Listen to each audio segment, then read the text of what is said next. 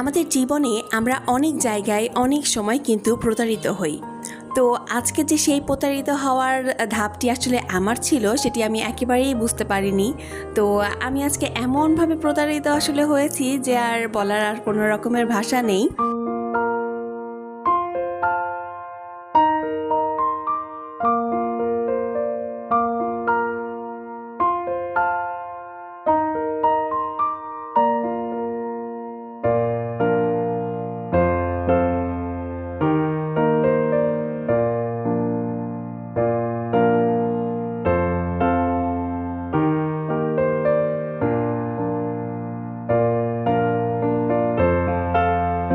আসসালামু আলাইকুম সবাইকে, কেমন আছেন সবাই? আশা করছি সকলেই খুবই ভালো আছেন। আমার চ্যানেল লামিস ব্লগে আপনাদেরকে আরও একবার স্বাগতম জানাচ্ছি।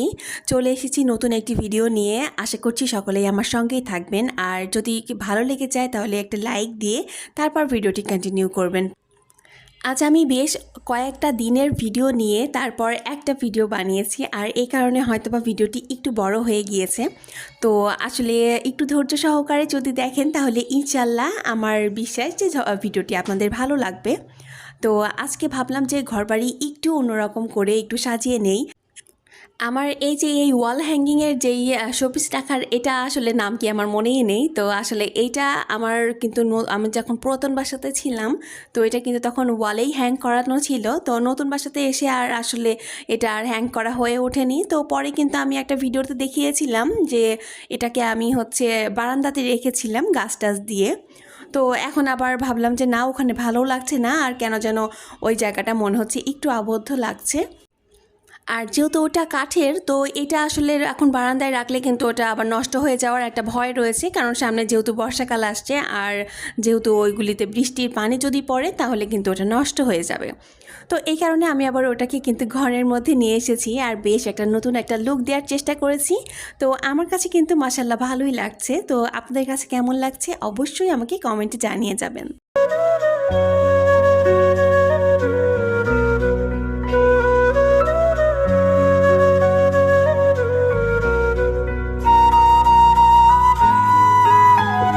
আজ দিনটি ছিল শুক্রবার। তো সকালবেলাতে তো উঠে এই সব ক্লিনিংয়ের কাজ একটু টুকিটাকি করেছি, আর এখন আরহাম একটু ঘুম থেকে উঠে পড়েছে, তো ওকে এখন আমি একটু নাস্তা করাবো।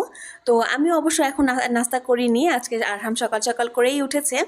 তো আরহামের বাবা এবং আরহামের ফুপি কিন্তু গিয়েছে, আরহামের ফুপির আজকে এক্সাম ছিল। তো এই কারণে ওকে নিয়ে কিন্তু আরহামের বাবা গিয়েছে, আমি আর আজকে আর যাইনি। তো ওরা দুজন মিলে গিয়েছে, আর অবশ্য তাড়াতাড়ি চলে এসেছিল, মানে আমরা নাস্তা রেডি করতে করতে ওরাও চলে এসেছিল। তো আমি এখানে কয়েকটা স্ট্রবেরি যে বক্সে করে রেখে দিয়েছিলাম, আমার একেবারেই খেয়াল ছিল না, তো কিছু একটু নষ্টও হয়ে গিয়েছিল। তো তাতে অবশ্য কোনো সমস্যা নেই, আমরাই তো খাবো। তো এই কারণে আজকে আমি সবগুলিকে একটু কেটে নেব, আর কাটা হলে কিন্তু খাওয়াও হয়ে যাবে। তো স্ট্রবেরিটা আরহামের অনেক বেশি পছন্দ, তো এই কারণেই দেখা যাচ্ছে যে আনা হয়, আর ওই অবশ্য সেগুলি শেষ করে। তো এই যে ওর জন্যই কিন্তু এখন একটু কেটে নিচ্ছি।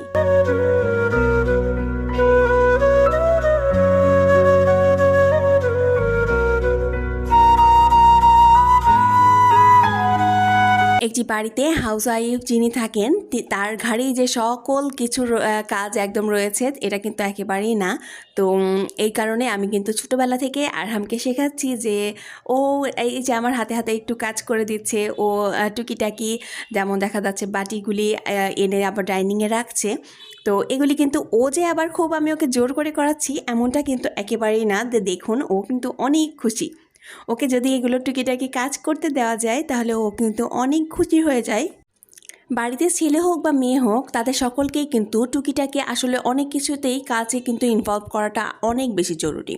কারণ এই যে দেখুন, দেখা যাচ্ছে কি যে মা কাজ করছে, আর সে বাড়ির বাচ্চা কাচ্চা বা তার হাজব্যান্ড তারা কোনো কিছুই করছে না, তারা কোনো কাজেই ইনভলভ হচ্ছে না। সেটা তো আসলে ভালো না, তাই না? তো এই কারণে কিন্তু প্রথম থেকেই আমাদের উচিত সকলকে নিয়ে তারপর কাজগুলি সকলে একসাথে করা। তো আমি অবশ্য মানে সবসময় যেরকম হয় তা কিন্তু একেবারেই না। তো আমি মানে চেষ্টা করি যে যখন সকলেরই মুড ভালো থাকে বা সকলে একসাথে একটু কাজ করা যায়, বা আমার ছেলেকে কিন্তু আমি আলহামদুলিল্লাহ এই জিনিসটা শেখাচ্ছি, আর ও কিন্তু করতে চাই, এটাই আমার সব থেকে বড় পাওয়া। আমি তো আগেই বলেছি যে সকালে আমি আরহামকে অল্প একটু হলেও কিন্তু দুধ খাওয়ানোর আসলে একটু অভ্যেস করছি বলতে ও এখন রেগুলারই খায়। তো আমি আজকে এই তো ওর জন্য করে নিচ্ছিলাম। তো আমি আসলে খেয়ালই করিনি যে ছেলে আমার বলছিল যে শুধু শুধু একটু হরলিক্স চেয়ে খাবে। তো তারপর যখন দেখলো যে আমি ওর মধ্যে দুধটা আসলে ঢেলে দিয়েছি, তো তখন কিন্তু সে খুব রাগ হয়ে গিয়েছে। তো পরে আমি নিচ থেকে অল্প একটু তুলে তো ওকে একটু খাইয়ে দিচ্ছিলাম। তো আমরা এই যে খাওয়া দাওয়ার পরে কিন্তু এই যত থালা বাসন ছিল সকল কিছু তাড়াতাড়ি করে ক্লিন করে নিয়েছিলাম। যেহেতু আজকে শুক্রবার ছিল, তো শুক্রবার তো আসলে জুম্মার দিন, তো আরহামের বাবারা ওরা তো তাড়াতাড়ি করে নামাজে চলে যাবে, আর খাওয়া দাওয়ারও একটা তাড়াতাড়ি ব্যাপার থাকে যে সেদিনকে একটু তাড়াতাড়ি দুপুরের খাবারটা সবার সামনে সার্ভ করতে হয়। তো এই কারণেই কিন্তু দেখা যাচ্ছে হচ্ছে কি যে সকাল থেকে একেবারে একদম তাড়াতাড়ির ওপরেই থাকতে হয়, কোনো রকমভাবে রেস্ট করার কিন্তু সময় নেই। নাস্তার পর আমি টুকিটাকি কাজ একটু এগিয়ে রেখেছি। তারপর এই তো ওরা কিন্তু এখন নামাজে চলে যাচ্ছে, আর ওরা যখন নামাজে চলে যায় তারপরে কিন্তু আমি তাড়াতাড়ি করে কাজটা আসলে করতে পারি। নাহলে ছেলে আসলে ছোট, তো দেখা যাচ্ছে আমি কাজ করতে গেলে ও কিন্তু এসে আমার কাছে এটা সেটা বায়না করে। যদিও বা ওর বাবা থাকলেও অত বেশি জ্বালায় না, কিন্তু দেখা যাচ্ছে যে বাচ্চা তো এই কারণে আসলে আসবেই। যেদিন আমার একটু তাড়াতাড়ি কাজ করতে হয়, মানে সব কিছু একটু তাড়াতাড়ি গুছিয়ে নিতে হবে, তখন কিন্তু আমি সব থেকে ফাঁকিবাজি রান্না করি। আজ দুপুরে আমি একটু চিকেনই রান্না করব, যেহেতু আরহামের তো হবে না, চিকেন না ছাড়া তো সে ভাত খাইই না। তো এই কারণে আমি ওর জন্য একটু চিকেনটা বসিয়ে দিয়েছি। আর এখানে আমি একটু সবুজ শাক যেগুলি থাকে তো ওইগুলিকে একটু ভাজি করে নেব। তো এই শাকটি কিন্তু খেতে আমার কাছে অনেক মজা লাগে। ভিডিওর এই পর্যায়ে এসে আমি আমার আপু ভাইয়া এবং আন্টিদের কাছে একটি রিকোয়েস্ট করে নিচ্ছি, বরাবরের মতো প্রতিদিন যেই রিকোয়েস্টটা করি আজকেও কিন্তু সেটাই করছি, যে আমার এই ভিডিওটি যদি অল্প একটু হলেও বা কোনো একটি অংশও যদি আপনার ভালো লেগে যায় তাহলে প্লিজ একটি লাইক দিয়ে আমার সঙ্গে থাকবেন। আর যদি খুব বেশি ভালো লেগে যায় তাহলে চাইলেই কিন্তু আমার চ্যানেলটি সাবস্ক্রাইব করে নিতে পারেন। আর যদি সাবস্ক্রাইব করে নেন তাহলে কিন্তু পাশে থাকা বেল বাটনটি অবশ্যই ক্লিক করে রাখবেন। এতে করে আমার ভিডিওগুলি ছাড়া মাত্রই আপনার কাছে নোটিফিকেশন পৌঁছে যাবে এবং আপনি আপনার সময় মতো সেগুলি দেখে নিতে পারবেন।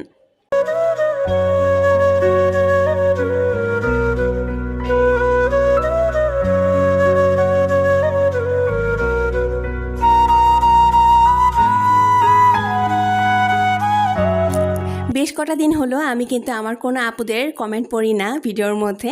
তো আজকে ভাবলাম যে কয়েকটা কমেন্টগুলি পড়ি। তো আসলে কিছু কিছু কমেন্ট আমার খুবই পছন্দের, আর কিছু আপুদের কমেন্ট কিন্তু একেবারে মন ছুঁয়ে যায়। আর এই কারণেই ভাবলাম যে আজকে আমার কিছু আপুদের কমেন্টগুলি পড়ে থাকি। তো প্রথমে আজকে পড়ব হচ্ছে নাবিলা জামান আপুর কমেন্টটি। তো কিছুদিন আগে আমি একটা ভিডিও শেয়ার করেছিলাম, সেটি হচ্ছে আমি আমার ড্রয়িং রুমের সিটিং এরিয়াটা কীভাবে একটু অর্গানাইজ করেছিলাম সেটির বিষয়ে। তো ওই ভিডিওটা দেখে আপু হচ্ছে কমেন্ট করেছিল যে ফ্লোর সিটিং এরিয়াটা সুন্দর হয়েছে, আমার জামাই কখনোই পাম দিলে ফোলে না, সবসময় সুন্দর থাক তোমাদের সম্পর্ক, ব্রোকলির তরকারিটা মাশাল্লাহ। তো আপু তোমাকে কিন্তু অনেক অনেক ধন্যবাদ এত সুন্দর একটা কমেন্ট করার জন্য। তবে এই যে বললে যে ভাইয়া নাকি পাম দিলে ফোলে না, তুমি এটা কিন্তু একেবারে ঠিক কথা না, কারণ তুমি এত সুন্দর করে কথা বলো, তুমি যেটা বলবে সেটাতেই কিন্তু ভাইয়া একেবারে ফুলে যাবে এবং তুমি যা বলবে সেটাই কিন্তু ভাইয়া শুনবে। এরপরে এস মুক্তাস লাইফস্টাইল থেকে মুক্তা আপু কমেন্ট করেছে, আপু খুব সুন্দর হয়েছে আপনার ভিডিও, ভালোবাসা রইল। তো আপু আমি কিন্তু তোমার সকল ভিডিও দেখি, আপুর ভিডিওগুলি দেখতে এত ভালো লাগে। তো আপু যখন আমার ভিডিওতে কমেন্ট করে তখন কিন্তু আমি অনেক খুশি হয়ে যাই যে এত বড় একটা মানুষ আমার ভিডিও দেখে। এরপর আরও কিছু কিছু চ্যানেল কিন্তু রয়েছে, blog by Sathi, Dolly's life, তারপর আইমান ফ্যামিলি ব্লগ। তো এরকম অনেক কিন্তু কিছু কিছু রয়েছে আসলে চ্যানেল, তো তারা কিন্তু আমার ভিডিও মাশাল্লাহ দেখে। আজ ভিডিওর শুরুতেই তো বললাম যে আমি কীভাবে আসলে প্রতারিত হয়েছি বা কী হলো আসলে আমার সঙ্গে।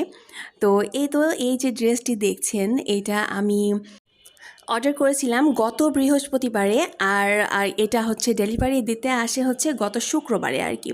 তো ওই শুক্রবারেরই এটা হচ্ছে ভিডিও, তো এটার সঙ্গে আমি জুড়ে দিয়েছি। ভেবেছিলাম যে এই ভিডিওটাকে আমি কখনোই কারোর সামনে নিয়ে আসবো না, কিন্তু আসলে এত বেশি মেজাজটা আসলে খারাপ হয়েছে।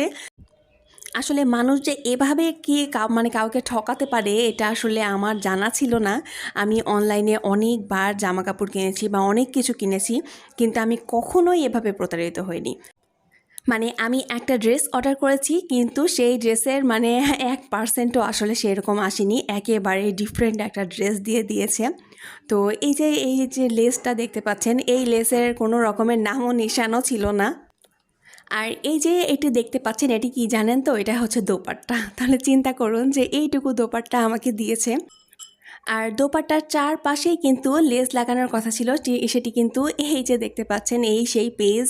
আর এদের যে বিহেভিয়ার এত বেশি খারাপ, তো আসলে এদের কিন্তু কথা ছিল যে আমি যদি কখনো এটি রিটার্ন করি, কোনো ড্রেস রিটার্ন করি, তাহলে কিন্তু সে আমাকে বলেছিল যে ডেলিভারি ম্যানকে তার চার্জটি কেটে নিয়ে তারপর জামাটি হচ্ছে রিটার্ন করে দিতে। কিন্তু আমি যখন এরকম বাসায় এসে এটা আমার সব থেকে বড় ভুল হয়েছে যে আমি নিজেই কিন্তু খুলি নাই, মানে ডেলিভারি ম্যানের সামনে এটা আসলে খোলা হয়নি। তো আমি যখন বাসায় এসে খুলে দেখি, তো তখন আমি সঙ্গে সঙ্গে কিন্তু ওই পেজে আবার নক করি যে এটা আমি নিব না, রিটার্ন করব। তো তারা করলো কি যে সব কিছু আমি যতবার মানে মেসেজ দিচ্ছি ততবারই করলো কি ওরা সিন করে রেখে দিল। তো ওদের কিন্তু কোনো রকমের কোনো ইয়ে নেই, সিন করে রেখে দিচ্ছে, আমি ফোন দিচ্ছি ফোনও ধরে না। এরপরে আমি ডিরেক্ট করেছি কি যে ডেলিভারি ম্যানকেই ফোন দিয়েছি। তো ডেলিভারি ম্যান আবার অন্য কথা বলে। ডেলিভারি ম্যানকে আমি যখন বললাম যে আপনি আপনার চার্জটি কেটে নিয়ে আর ড্রেসটি আপনি রিটার্ন নিয়ে যান, তো সে আবার বলে যে আমাকে কুরিয়ার সার্ভিস থেকে টাকা দেওয়া হয়, তো এটা আমার দরকার নেই। তো এই বিষয় সম্পর্কে আমি আসলে আমার কোনো রকমের ধারণা নেই যে সে কোথা থেকে টাকা পায়। তো তাকে আমি যখন বললাম যে না আমি এটা নিব না, এটা রিটার্ন নিয়ে যান আপনি, তো সে তখন বলছে যে পেজ থেকে কি আপনাকে বলেছে যে রিটার্ন নিয়ে যাওয়ার কথা বা এটা সেটা। তো আমি যখন বলি যে না সেটা তো বলেনি, কারণ তারা তো সিনই করছে না। তো আমি যখন তাদের ভিডিওর একটা কমেন্টে যেয়ে আমি একটা কমেন্ট করেছিলাম, তো তারপর ওরা বুঝলো যে না এটা তো করা যাবে না। তো তারপরে তারা এমন একটা কাজ করেছে যে আমি তাদের সেই পেজে আর কখনো মেসেজও দিতে পারবো না। তারপর আমি তাদের ওই পোস্টটা দিয়ে যে আমি একটা শেয়ার করে যে কোনো ইয়েতে আমার আইডি থেকে একটা পোস্ট করব, তো সেটাও আমি করতে পারবো না। আবার ব্লগ তো দিতেই পারবো না, রিপোর্ট কোনোভাবেই সম্ভব না। তো ওরা এমন একটা কাজ করেছে, আমার এমন মেজাজ খারাপ হয়েছে যে এমন একটা ড্রেস পাঠিয়েছে, তো সেটা আসলে কি আমি যদি পরি তাহলে আমাকে অনেক রকমের মডিফাই করে তারপর পরতে হবে। তো আমার আসলে এতটা খারাপ লেগেছে, তো মানে এরকম আমি কখনোই প্রতারিত হইনি আসলে। তো আমি যেই ড্রেসটি অর্ডার করেছিলাম তার মানে 1%ও সেই আসলে সেটা দেয়নি।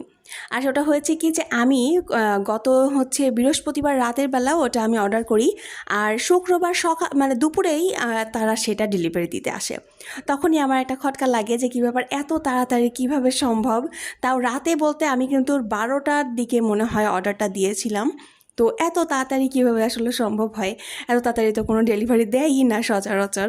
তো তখনও আমি অত মাথা ঘামাইনি। তো পরে দেখলাম যে না, সব কিছু এলোমেলো।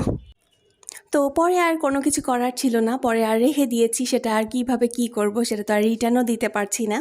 তো পরে কোনো এক সময় নিজের মতো করে আবার ভালো করে বানিয়ে নিয়ে পড়তে হবে, না হলে তো পড়তে পারবো না। তো এই যে এত বকবক করতে করতে কিন্তু আমি অনেক কাজ করে ফেলেছি।